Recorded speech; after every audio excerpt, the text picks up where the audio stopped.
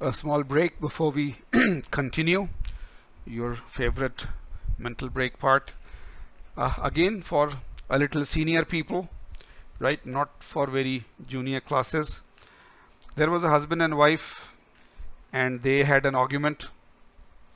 And in the argument, the husband maybe got angry and crossed the limits and slapped the wife. Hit her on the face. Then he immediately realized that he has done something very bad and so on. So he said to his wife that, please, my dear, we get angry with only those people who we really love. I would never do such a low-level thing in my office and other places because there I am very careful. But here where you love people, right, you love them from your heart, so sometimes your control gets out and so on. So please, right? If I hit you, it was because I love you. The wife slapped him several times. One face, other face, one face, other face, slapped him several times. Then took a stick, hit him with a stick twice or thrice. And then said, do you think I don't love you? I love you even more.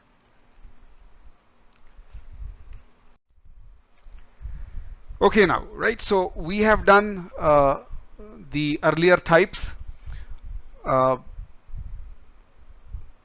The one which was non-consumable electrode and which is used very much in the general field of welding is the gas tungsten arc welding.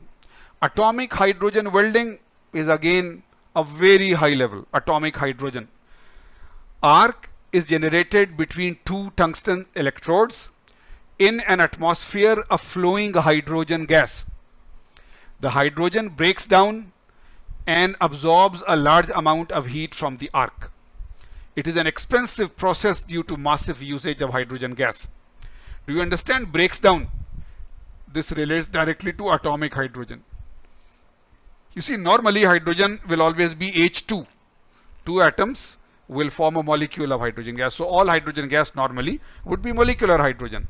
But because of the arc, there is a huge temperature.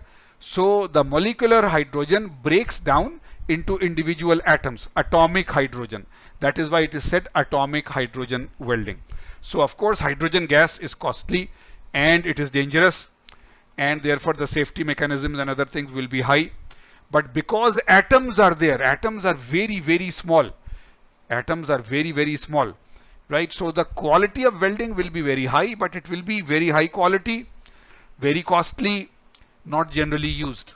So this much is enough for you, right? Again, if you want to know more about atomic hydrogen welding, you can go to the internet and YouTube. Plasma arc welding.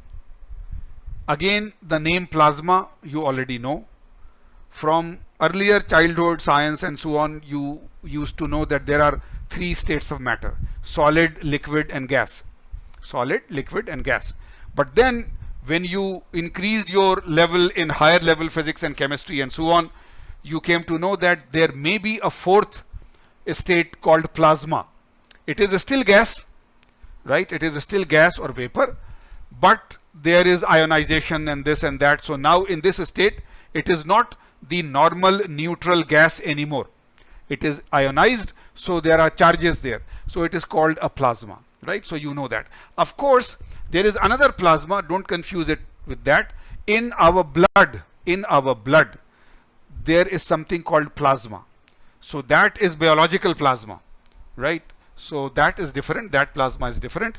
This plasma means that solid, liquid, gas, and now a fourth stage, of course, most probably at a higher temperature and so on, where it is in ionic state and so forth. So that is the plasma. And you know that when your televisions started to improve from earlier televisions, then plasma TV was a much higher clarity TV and so on. Of course, nowadays, even plasma TV is old. Then you went on to others, and now there is high definition TV and so forth. But this plasma is the fourth state of matter. Okay, so this is the schematic. There are two types. A A is transferred plasma and B is non-transferred plasma, right? So deep and narrow welds are made by this process at high welding speeds. A concentrated plasma arc is produced and directed toward the weld area. The arc is stable. The two methods are transferred arc and non-transferred arc, right? So there is a power supply, there is the base metal, this is the main welding area, there is the shielding gas, right? There is the plasma gas, there is the tungsten electrode, right? In the other system, the rest is there, right? The power supply is there, the base metal is there, the shielding gas is there.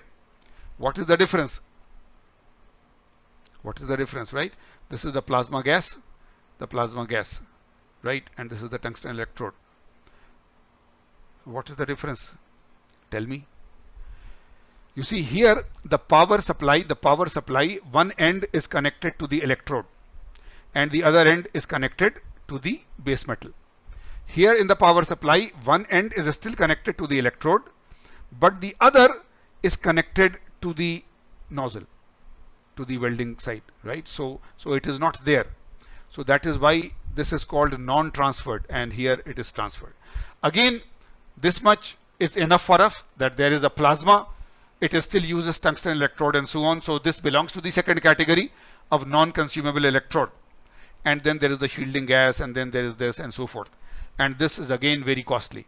Just like the atomic hydrogen, the plasma arc welding is very costly, but it is very high welding speed. You can do a lot of welding, so the production rate is good. The welding quality is really seriously good. And therefore, if you can afford it, and if the requirement is there, You see, I keep on telling you, if you are driving a car, your main purpose is that you go safely from one place to the other. In the car, there can be 4 or 5 people traveling, right? And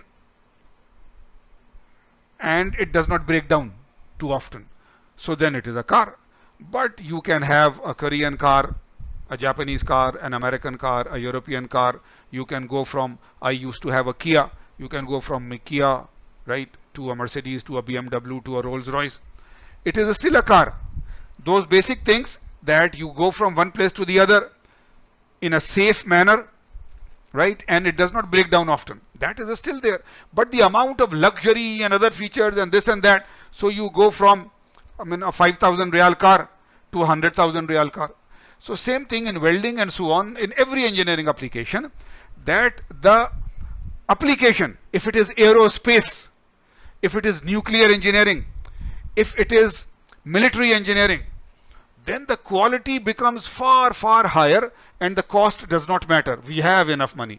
But if there are things to be done for normal people in normal applications and so on, so welding is also the same thing, and therefore these very top-notch non-consumable electrode methods like atomic hydrogen and plasma, you will not generally use. And therefore again, we are not covering them in a lot of detail, but just that you know what it is.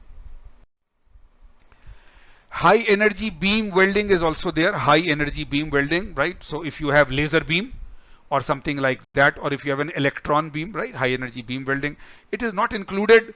I have not covered it, right? So you can leave it.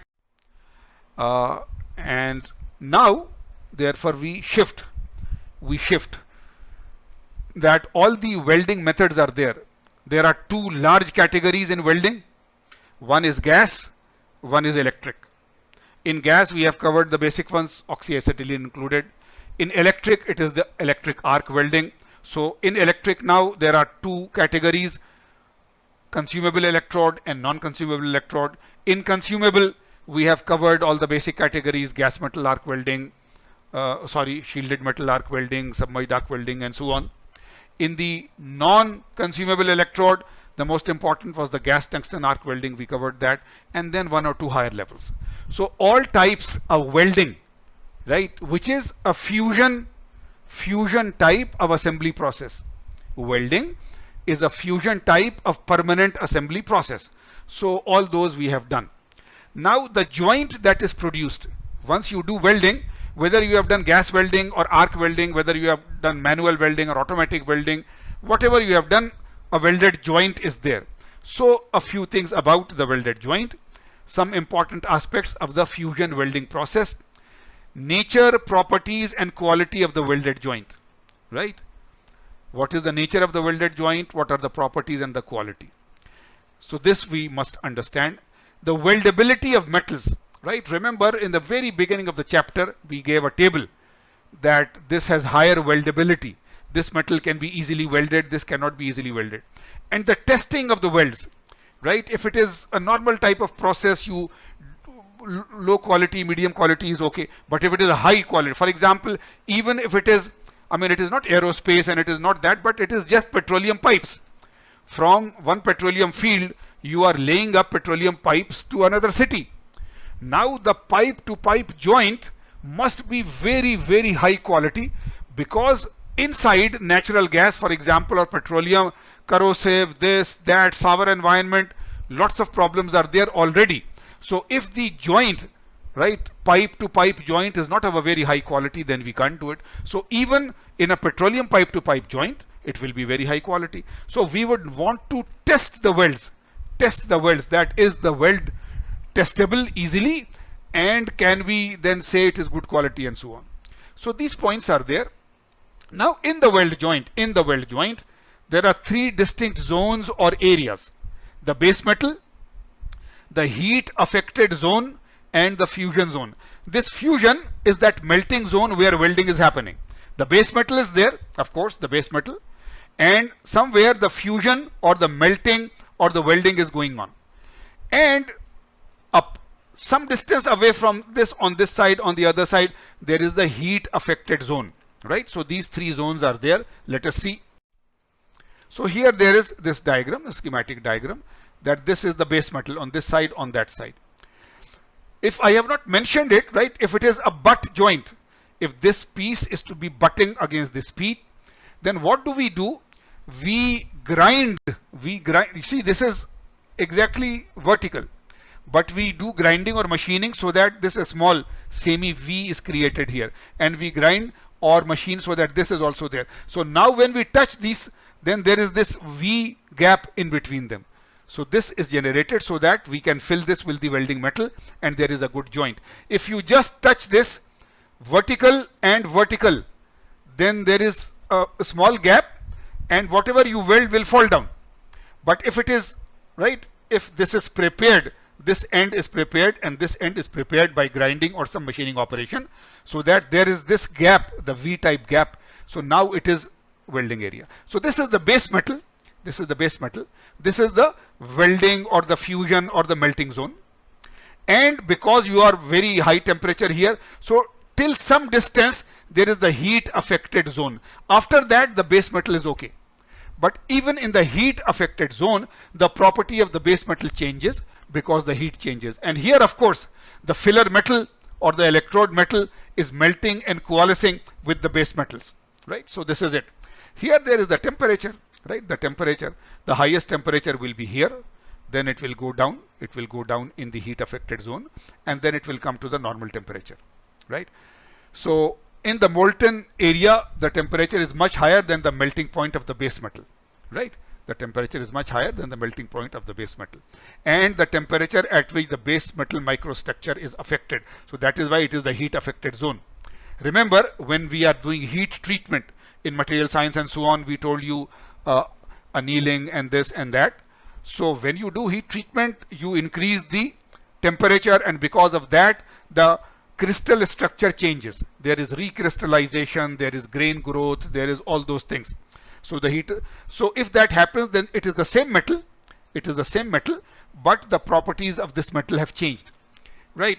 So after complete cooling,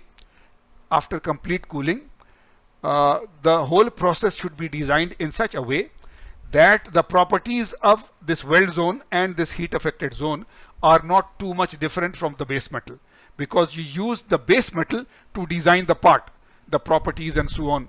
So the property of the welded zone and the heat affected zone should be somewhat very, very close to the original base metal. We will stop here for today.